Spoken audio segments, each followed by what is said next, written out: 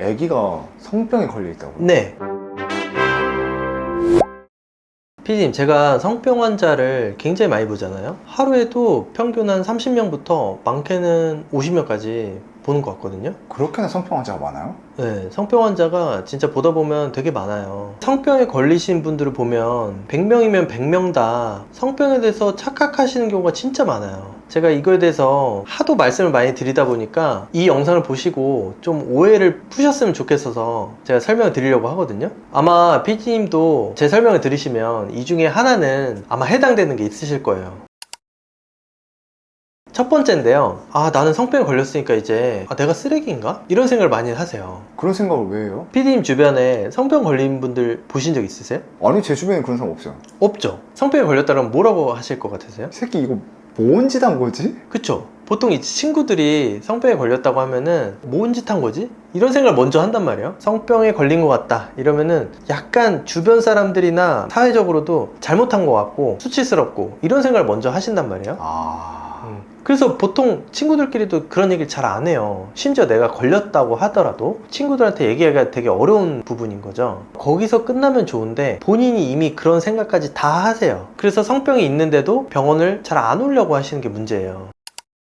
그런 생각을 하다가 더 치명적인 경우로 빠지는 경우가 있는데, 그게 뭐냐면 이제 제가 두 번째 말씀드릴 게, 본인이 그렇게 생각을 하다가 실제로 이게 가만히 있으면 낫겠지, 소변 볼 때 아프다, 뭔가 느낌이 있거나 심지어 막 분비물이 나오는데도, 여러분 감기 며칠 있으면 낫잖아요. 며칠 있으면 좀 낫겠지 하다가 1주, 2주, 한 달, 심지어 막 2달, 3달까지 이렇게 방치하는 경우가 있어요. 모든 병은 쉬면 회복되는 거 아니었어요? 봐봐요. PD님도 이런 생각을 하잖아요. 우리가 감기 같은 거는 그렇게 나을 수도 있는데 성병 같은 거는 그런 식으로 방치하면 오히려 더 큰 문제를 야기할 수가 있는 거죠. 성병은 그냥 가만히 자가치유가 안 되나 봐요? 자가치유 안 되는 경우가 많죠. 제가 괜찮겠지 하다가 내가 성병이 있는데도 이제 성관계를 한단 말이에요. 예를 들어 그럼 여자친구한테도 그 성병이 옮길 수도 있잖아요. 그러면 증상이 있는 듯 없는 듯 하다가 여자친구도 걸리고, 그럼 여자친구가 걸리면 또 나도 걸리고, 이 왔다 갔다 약간 핑퐁처럼 그러니까 이럴 수도 있는 거죠. 여자친구가 걸렸다가 내가 다 치료될 때쯤 다시 또 옮길 수 있고. 그렇죠. 병원 오기 전부터 이런 두 가지 착각을 하세요. 성병은 결국 이제 성관계를 통해서 걸리는 거잖아요. 근데 이제 본인은 여자친구랑만 성관계를 했는데 이제 성병에 걸릴 리가 없다, 이렇게 생각을 하면서 오시는 거죠. 본인은 이제 외도를 한 적도 없고 모르는 사람이랑 어떻게 실수를 한 적도 없고, 그래서 내 여자친구는 성병으로부터 안전지대에 있다, 이렇게 많이들 생각을 하시거든요. 그럼 누구 때문에 올린 거예요? 내가 바람을 핀 적도 없고 다른 성관계를 한 적이 없다면, 사실은 잘 생각해 보시면 여자친구한테서 감염이 됐을 확률이 제일 높은 거잖아요. 여러분은 일단은 내 여자친구도 성병에 걸릴 수 있다는 거를 인정을 좀 하셔야 돼요. 그래서 제가 꼭 말씀드리는 게, 여러분들이 이제 여자친구랑 이제 만나기 시작하거나 혹은 이제 헤어졌을 때 성병 검사를 꼭 좀 해보시라, 이렇게 말씀드리거든요. 그래서 미리미리 성병 검사를 하면 착각 속에 안 빠지지 않을까 싶어요.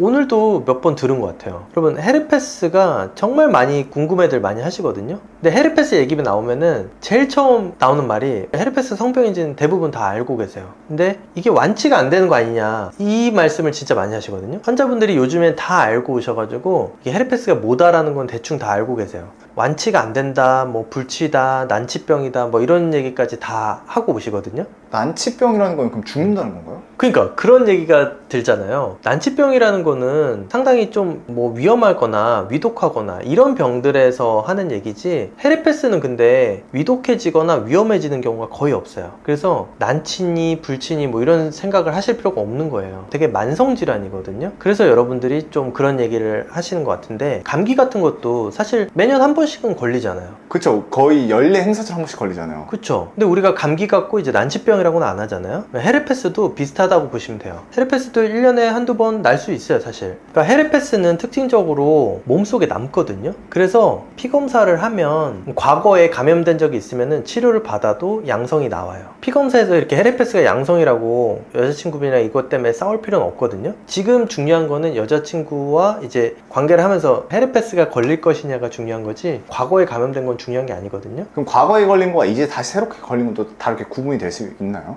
어렵죠. 그러니까 피검사에 양성이 뜬다고 치료가 안 됐다고 말하기는 어려워요. 오줌 검사 했을 때 나오나요? 소변 검사에 나오거나 육안으로 봤을 때 우리 막 물집 같은 거 이런 게 나오면은 이럴 땐 꼭 치료하셔야 돼요. 이럴 때는 성관계를 일단 멈추고 증상이 있을 때는 꼭 반드시 치료를 하고 성관계를 하셔야 돼요. 무조건 나오는 건 아니에요. 와 이거 진짜 애매하다. 네. 그래서 헤르페스는 내가 피검사만 해봐도 이게 양성인지 음성인지 간단히 알 수 있거든요. 그건 여자친구도 마찬가지예요. 이제 피검사를 해서 양성인지 음성인지 확인을 하고 만약에 양성이라고 하면은 그냥 알고 계시면 돼요. 헤르페스 증상이 나타날 때만 잘 조심하시면 돼요. 그럼 이제 여자친구와 남자친구 서로 이제 평화를 이루면서 하실 수 있는 거죠.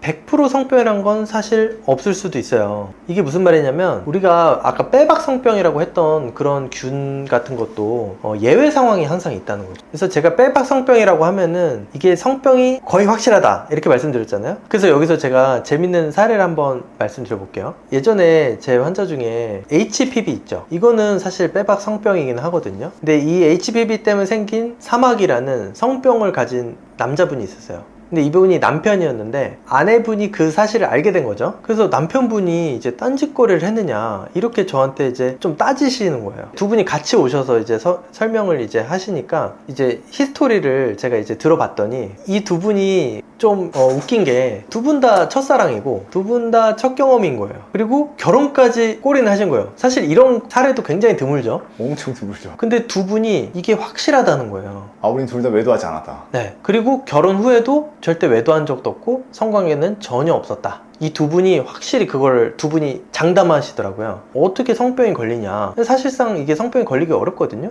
저도 사실 이거는 난감한데 어쨌든 성병이 걸린 거는 검사상에서 확인이 된 거니까 이거는 성병이 맞긴 맞거든요. 이렇게 원인이 명확하지 않은데도 성병이 걸리기도 한다는 거죠. 이럴 때 이제 예외적이다 이렇게 말씀드릴 수 있는 거죠. 팁으로 여기서 HPV라는 게 거의 대부분 성관계로 감염이 되기는 하는데 정말 이런 케이스처럼 예외적으로 는 드물게 어렸을 때부터 그냥 갖고 계신 분들이 있어요.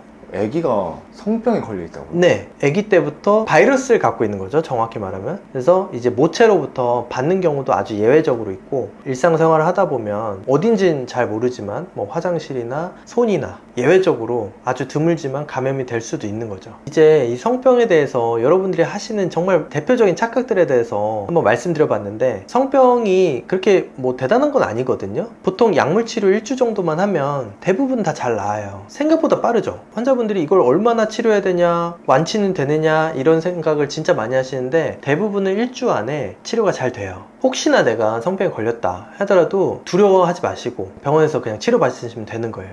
근데 단 여기서 중요한 거는 여러분들이 치료를 하시는 과정에서 또 성관계를 하면 안 되겠죠.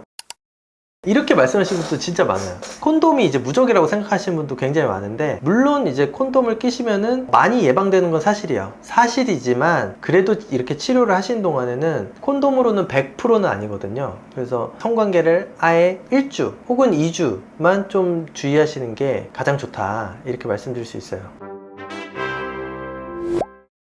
피디님도 여기서 해당되는 거 있죠? 생각보다 있었어요. 저는 네. 가만히 두면 낫는 줄 아세요. 그러니까 사람들이 안 가는 거 아니야 생각했는데 네. 가만히 두면 안 되네요. 생각보다 그런 생각 하시는 분들이 진짜 많고 성병은 놔두면 안 된다는 거, 반드시 치료를 하셔야 된다는 거죠. 괜히 놔두다가 여러분 솔직히 다음 여자친구한테 혹시라도 옮기면 어떡해요? 괜히 오해받을 수 있거든요. 쓰레기 될 것 같아요. 그러면 이제 진짜 쓰레기 소리 들을 수도 있는 거니까 꼭 그러니까 치료를 빨리 받으신 게 좋아요.